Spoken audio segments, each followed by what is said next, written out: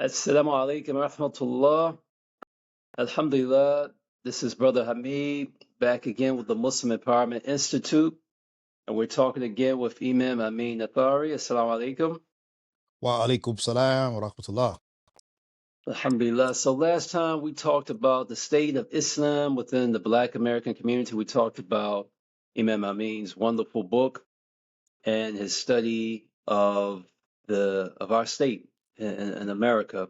We talked about the Who Killed Malcolm X documentary. You know, Sheikh, we have a new development. One of the brothers who was featured in that documentary, I heard he recently passed away. It was John Ali. Yes. Okay. Yes, John Ali. He was the former national secretary of the Nation of Islam. He was the national secretary during the time that Minister Malcolm was in the nation. Before he was suspended or left, depending on the narrative. Okay. As Allah would have it, John Ali lived to be 98 years old. Wow, 98. Yeah, I Yeah, was John Ali doing. is a very interesting, very interesting figure in Islamic or Black American Muslim history. Very, very interesting. We could do a whole show on John Ali. Yeah, it is very interesting. What I found out that he was really educated back in the 40s and 50s. He was an Yes. accountant, I believe. Yeah, he was a And brilliant man. Yes, and that's how he rose to the. That's how he was able to find a position for himself as national secretary, and yeah, and there's this narrative later on in life where people said that he was an agent, an informant. And I think if you read some of the history of it, when you read his narrative, he says that he actually was going to work for the FBI early on in his career, but they offered him a position that he felt was beneath him, that he was overqualified for. So he didn't take it. He didn't go. Then he ended up joining the nation, and for maybe 2 or 3 years, him and Minister Malcolm and their wives, they shared a house in New York. They actually lived together. Yeah, so it's a long history. Like there's a lot that's been said about John Ali and his role and how things played out during that time. Some of it is true from what I've also researched. Some of it you can say maybe urban legend. But what we do know is that again, he just returned to his Lord. His book is closed. yeah, And we pray that Allah finds him worthy of mercy, forgiveness for any shortcomings, and gives him his rightful place.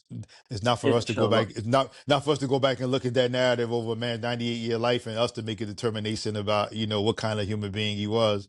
We can Yeah, only judge. We can only judge by what is apparent, make our own conclusion, and then the rest. All of it at the end of the day, it's with his Lord.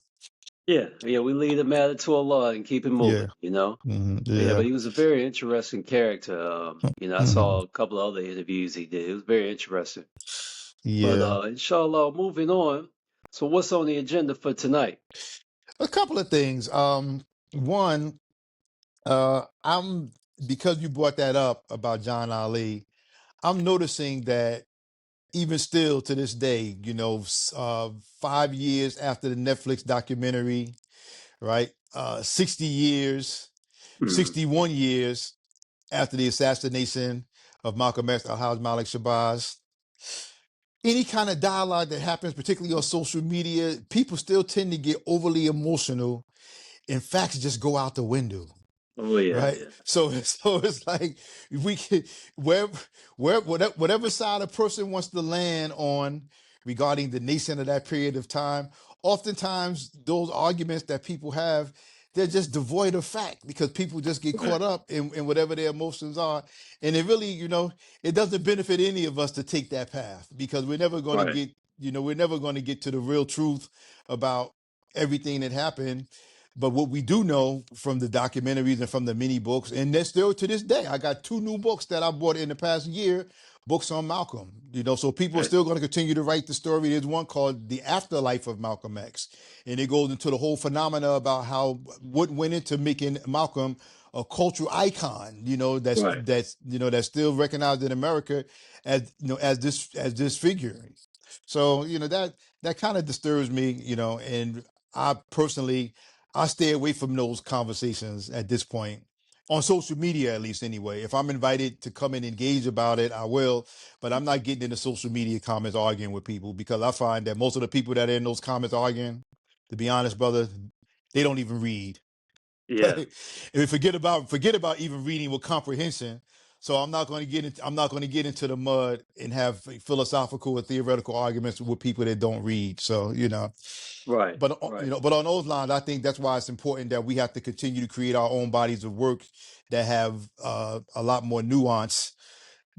So we talked about State of Islam in Black America last time we were together, and we're going to talk about some other books. But what I want to touch on tonight, I want to touch on this book right here. Oh, yes, sir.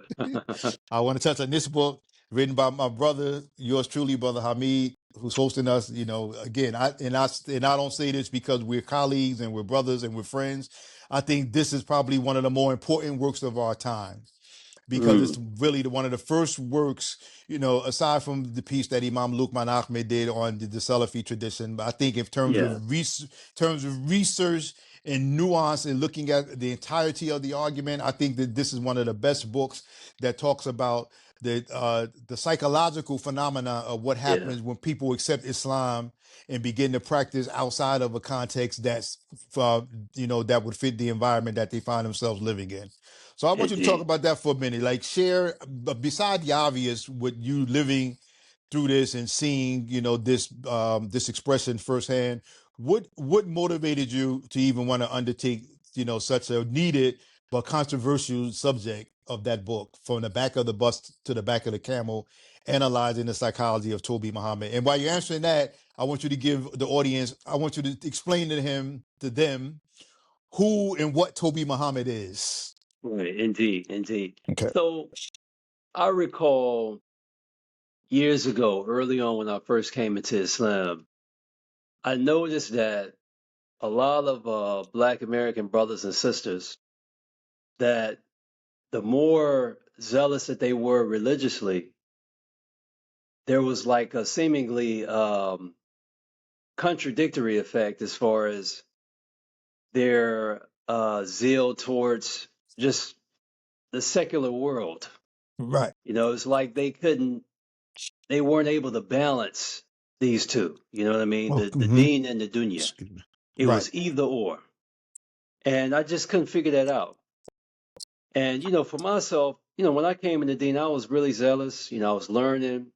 But I had brothers around me that say, look, you know, Brother Hameed, you kind of zealous for learning and practicing and going to the masjid. You know, don't forget your share of the dunya, right? Right. And so Right. that always stood in the front of my mind. So Okay, I excuse me. just observed that a lot of these brothers who put so much in the deen, it was kind of like it was really false. It was like it was really a Mhm. facade, right? Okay.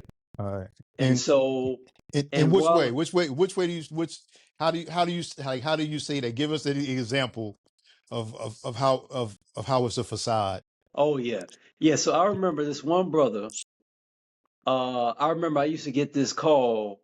It was like maybe accidentally called me. It was like every Saturday night. It was probably like 2 o'clock in the morning.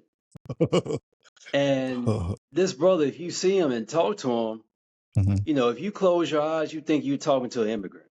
You know what I Okay. mean? He had a very heavy immigrant accent, even though he's never even been overseas, right?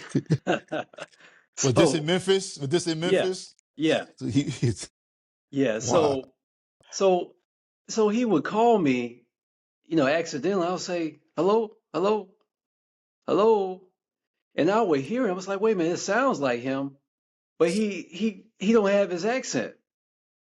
And so I'm listening to him, like, hello, hello. So I'm thinking it sounded like he was maybe like at a nightclub or something, He at the club. and like, okay, so I hang up. Mhm. The next weekend, same thing. I'm like, hello, hello. You know, he accidentally called me, hello, hello. What's going on, brother, brother, hello? Still can't hear me. But when you see him in person, he got on his Egyptian accent, even though he's never been to Egypt, right? Wow. And so that's just one case. Mm-hmm. So I would see other brothers who displayed similar behaviors. Right. There was like a dichotomy, right? And it was like almost like they had multiple personalities, you know, and it was like I mentioned in the book, he's Toby Jones with his family, with the non-Muslims, Mm-hmm. and he's Toby Muhammad with the Muslims. You know what I Okay. mean? And I thought that whole phenomenon was strange, and I just couldn't figure out, like, you know, why is this? But I read Dr. Jackson's book, Islam and the Black American, Looking Toward the Third Resurrection, Right. Okay. and he Sherman had, Sherman Abdul Hakim Jackson. yes sir, Right. yes sir. Yes, sir. So Mm-hmm. he had a quote in that book, and I actually put it in my book, and I got to read this. This is the Okay. most powerful statement that I ever read in a book, because this book, it just basically was a light bulb, and it just answered so many questions that I could never answer, right? All right. Let's hear So it. he says, the most lamentable development was the seemingly reverse effect that Islam was exerting on the pathologies and dysfunctionalities of the urban ghetto. Beyond the explicitly religious vices, for example, illicit sex or alcohol consumption, Islam was fast losing its significance as a fortifier of indigenous constructions of such values as manly pride, fiscal responsibility, or civic consciousness. Mm, Whereas under the Islam of the Honorable Elijah Muhammad, education, work, and community uplift were synonymous with Black Muslim, mm-hmm. Sunni Islam was increasingly being invoked as a reason not to work for the infidel, and not to be educated in the infidel's institutions, and not to be involved in the infidel community. At least as far as the old guard was concerned, we can now almost assume that the stricter a Black American Sunni Muslim adhered to Islam, the less educated, the less gainfully employed, and less civic minded he or she was likely to be. Mm, In short, under the new immigrant influenced understanding of Islam, Sunnism was in many ways becoming a cause rather than a solution to the problem of Black American dysfunctionality in America. Now, that statement is just I incredible. remember that. I remember that quote from the book, and I think I share your sentiments because it had a powerful impact on me, particularly as one that for the first 11 years of my life, the Islam that I knew was the Islam of the Honorable Elijah Muhammad. That was all Right, I knew, and I've right, seen, what has been the dichotomy that Dr. Jackson talks about, in that passage. But go ahead. right, right. So, like, I really was hoping that he would have expounded on that more in the book, and he did in some ways. So Mm-hmm. I said, wait a minute, I got to expound on that statement. Right. So that's what this book is the whole thing is about, is really Right. expounding upon that statement and just really delving into it more. So and there's many questions we could pull out of it, because we got to Right. do a couple of episodes on this. You Yes. know, Absolutely. why is it that when Black American Muslims, and even this happens with people who are not Black as well, why is it that their zealousness doesn't employ them to be balanced? Why is it that when they come in the dean, they may be in college, they come in the dean, they dropping out of college. They got a job, may have a good job. Mm-hmm. If that interferes with them going to Salatul Jumu'ah or making their prayers in the masjid, they Mm-hmm. quitting the job. You know what I mean? Yeah. Why is it breaking up their relationships with their families? Why is that happening? Right? And we know that when you become to a religion, there's a religious identity attached to that religion. Right. You become a Muslim, there's an Mm-hmm. identity attached to it. Why is it that the religious identity trumps the person's ethnic identity. Right. Why is it that, Ethnic or culture identity. yeah, just like Dr. Omar Farooq Abdullah talks about cultural apostasy. Why Yes. is it that you become a Muslim, maybe you was pro-black, you throw all that in the garbage because you feel that being pro-black or even engaged in your community, doing these types of things, it Mhm. somehow nullifies your Islam. It makes you a weaker Muslim, or you're less of a Muslim if you care about your own people. Even if you just care about America, Right. why is that? You know what I mean? I've been using that term cultural apostasy now with some frequency for probably the past 20 years because we've seen a lot of that happening. It's funny how you give this story coming from someone who, primarily, from what I know of you, I mean, you've been in Memphis for quite some time. Oh So yeah, when you start talking about Toby Muhammad, before you wrote this book, I knew it existed in other places, but I never really knew that it would exist in places like Memphis. I always thought that this was kind of like a Northeast phenomena, New Jersey, yeah, Philadelphia, New York, So yeah. when you hear that, what Toby don't make hijra to Memphis? Like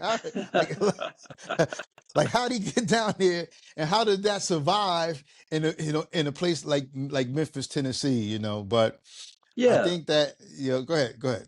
yeah. It's just like like Dr. Jackson mentions that Islam in the Black American community, it's like a northeastern phenomenon. You Hmm. know, I would say that, and I'm just guessing here, maybe you Hmm. would say half of Black American Muslims live in just basically three states. You know what I Hmm. mean? Hmm. New Jersey, Philadelphia. I mean, Philadelphia got maybe like 300,000 Black Muslims. Yeah, that's the You last know, estimate that I've heard. Yeah. you know. Mm. So any semblance of Islam, or quote unquote Black Islam outside that region, it's going to be highly affected by this northeastern Black Hmm. Islamic phenomenon, even if it's Right. not in that region. You know what I mean? Right. So I would encounter brothers, they may have spent some time, you know, going back to the Northeast, or Hmm. even if they hadn't been to that region, they just was around a lot of immigrants, you know, Okay.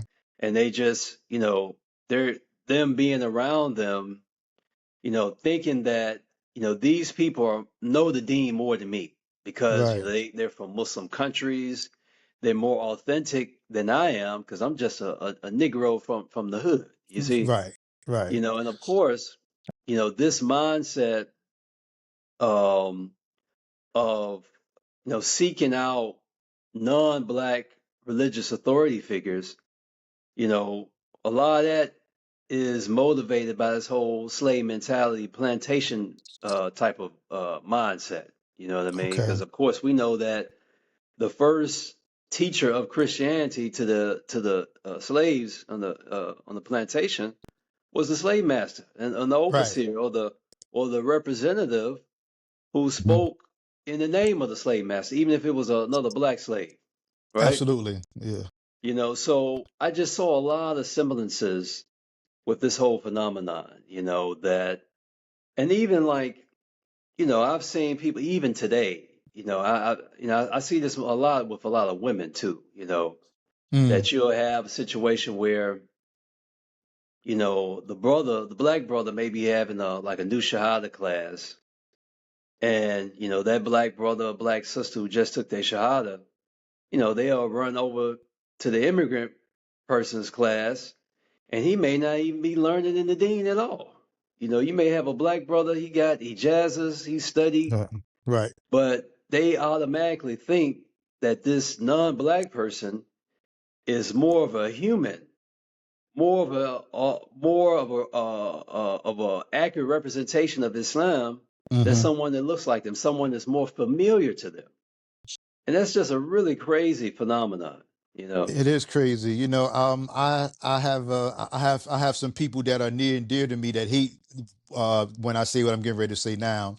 Uh-oh, uh-oh. No, but I think that part of that phenomena you mentioned, I directly trace that to the fact that for the most part, we still hate ourselves. Yes, you yes, know, so because we still hate yes. ourselves, we don't think that any accurate representation of Islam or any authentic interpretation of Islam can come from us, right? Right. It Right. has to come from someone other than us. And even if we get it from one of us, it has to be what they were taught by people that are other than us, you know. Right. And I think that's an interesting phenomenon. So one would ask the question, one would ask this question. What is so dangerous about Toby Muhammad? Like, is Toby more of a danger to himself, or do you see a greater danger or a greater challenge around that mentality in terms of how it affects, you know, the perception of Islam in Black America? Oh yeah, definitely both. Definitely both. Okay, all right. Because Let's talk about it. yeah, the thing is, if you're a person, you know, if you study the history of black folks in this country, you know, we have a sordid history, you know, through Mm-hmm. slavery, Yeah. through 100 years of Jim Crow, basically. You know, we Mm-hmm. didn't even get our human rights until the Mm-hmm. civil rights era, you know, basically Right. 60 years ago. You know what I mean? Mm-hmm. So if you look at this uh, situation where you're coming into Islam, you're thinking that you have to do 100 things, you know, on day one, Right. right? You're making your deen too hard for yourself, right? It's just, it becomes like a mountain that you can never climb, right? And the thing is, you know, these brothers and sisters, they're going out, you know, talking to people about Islam, and it gives Islam a bad look, Okay. right? You know, you see these brothers, you know, they, you know, going around not interacting with their families, not going to the family reunions or Mm-hmm. whatever, you know, calling the mothers and their fathers kafirs, calling their brothers and sisters kafirs and stuff like this, you know, Mm-hmm. saying, you know, I remember this one brother, you know, he had a child before Islam, and he just acted like he didn't even care about his daughter. It's like, man, he used to Wow. tell me, he's like, man, yeah, man, my daughter's a kafir. Wow. I'm like, man, I'm like, okay, but Wow. I'm like, brother, I mean, and he used to like bring her around and stuff, and you know, she wasn't feeling it, but you know, her remembrance of her father was basically when he was, you know, a street guy, you know, Right. in and out of the joint. You know what I mean? Right. So Exactly. Yeah. So she just learning who this new guy is. yeah, She's just learning the Toby Muhammad part of her father. yeah. And Right. so she knows him as being the street guy. Now he's Toby Muhammad, Mm-hmm. and she don't like either one. Right. You know what I Right. mean? And so, and what we're seeing now is that, like when we were talking about the dichotomy, that this multiple personality type of thing, that people are now seeing the negative aspects of Toby Muhammad. Okay. That, you know, when they have something in the community or a neighborhood watch or some type of community thing, Mm-hmm. we already know the person who ain't coming, right? And then we ask them, brother, why don't you come to this? Mm-hmm. Well, what's their reasoning? Yeah. Well, those people, they're kufar, or, you know, I'll go there and give them dawah. Okay. Well, for this particular, you know, reason that y'all trying to get together, it doesn't have anything to do with dawah. It has something to do with probably the Public neighborhood safety watch. and keeping your neighborhood safe. Right. Yeah, I Things mean, so things that every Muslim are commanded to do is right to be a good neighbor and make your neighborhood a better place to live. Right. exactly. You know what I mean? So that's the thing about it, you know. And the thing is, that makes a lot of people who may have an interest in Islam Mm-hmm. see individuals like this and say, "Hey, man, I see how this guy does.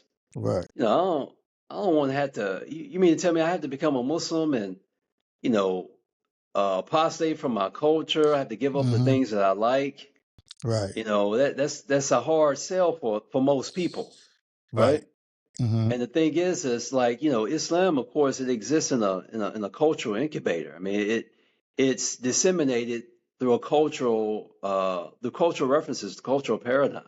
Mm-hmm. So he just basically gives Islam a bad look, you know. And I Yeah. think that if people who are not Muslim, if they see that they can become Muslim and continue their culture as long as it doesn't contradict Islam, I Right. think we will have more people coming into the deen.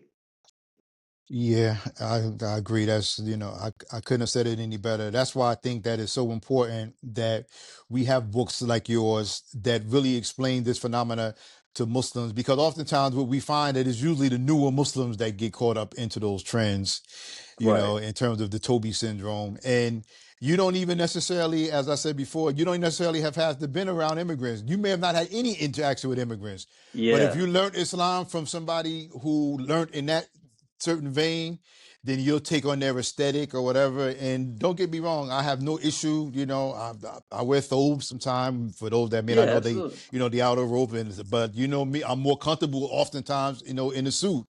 But Yeah. people need to understand that a thobe or kufi, it doesn't have anything to do with a person's Islamic identity. Exactly. Exactly. And I remember, and speaking of Dr. Jackson, we were in a lecture once, many years ago. It wasn't even a lecture; it was a leadership meeting, and you know, he said that, it's okay for us to dress, you know, according to the society that we live in, as long as it's still modest, appropriate dress, meaning for the Yeah. man, the aura is covered and the women is not anything too revealing. And then he made this analogy that made everybody laugh. He said, imagine how out of place the Prophet Muhammad, prayers and peace be upon him, would have looked riding into Medina in an Armani suit. Right. Right? Right?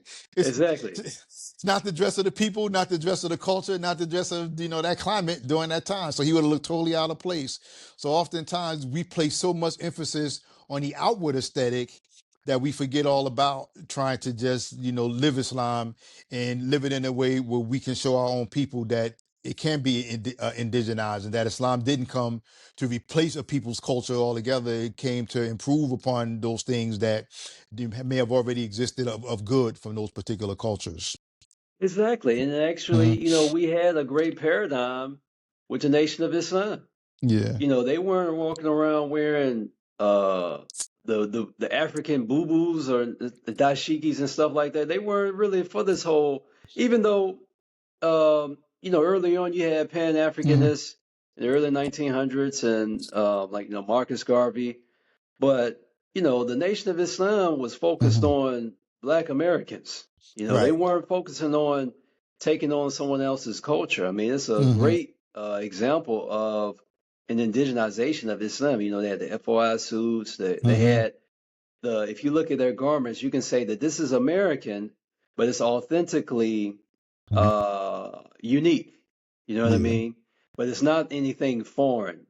So that's the thing. If we take off this foreign overlay from being Muslim, I think we would have Hmm. more people coming into the deen. What you think, Sheikh? No, I think so too. But okay, I totally agree. But how do we do that in the face of most of the literature that's provided, right? That's Right. been translated from Arabic into English, and most of the books that you will find in your common Islamic bookstore that's either associated with the masjid or that's run independently in any given city, right? How do we, how do we combat that without having our own literature and things that we write from our own, reality or from our own cultural perspective? Yeah. Yeah, I think a lot of us just have a bad uh have a terrible misunderstanding about things. And the thing is, we have classical Islamic texts, Hmm. and a person has to look at the context Right. that when these scholars wrote these books, they weren't thinking about America. Right. These books were written when there was Hmm. no such thing as America. They definitely weren't thinking about any Black Americans when no such thing as a Black American. You Right. know what I mean? So I think we people have to derive benefit from those classical texts. I mean, they're. I Hmm. mean, Of I'm not course. saying that they don't have to Right. study those and have to Right. follow those, Right. but we need to really develop an American classical understanding of Islam that fits where we are today. You know what I mean? Mhm. And I, and I I, totally, I totally agree. and that's something that's really important for us to do. Yeah. And until then, we're gonna still be in last place, as you always say. Yeah, I think that one of the major Yep. challenges that exists within the Black American Muslim community, or within the landscape of the state of Islam in Black America, for me, is what you just mentioned. I think that our scholars, our learned people, even those people that may have went overseas into different Yeah. lands in the majority Muslim countries that attained fluency, or in some cases even mastery. We have some people. I have an imam 5 minutes from my house that's fluent, mastered Arabic. Yeah. You know, so I'm saying all that to say that it's those people, I think, that need to take the lead on how we take the classical text, but then ground it in practical application. Right. Right. Right, because I think no Muslim would disagree about the fact that the Quran, the book of Allah, the book that was revealed to Muhammad, alayhi wassalatu wassalam, Sallallahu. I don't think that anybody would disagree that that book is timeless. It's going to exist for all Absolutely. time. But however, that how we apply and understand that book is always going to be governed by time, place, and circumstances, Yes, right? sir. So you can't apply it the same way, here as you would in other cultural realities. And I think that until we get our hands around that, and until we begin to own it, then it's going to be an issue. I say this with you, I remember one time in a conversation with Imam W.D. Muhammad, may Allah forgive him and grant him peace and paradise. When Amin. we were talking about work of engaging groups like the Nation and other groups, particularly this particular conversation was about the Nation. This was back in the year 2000.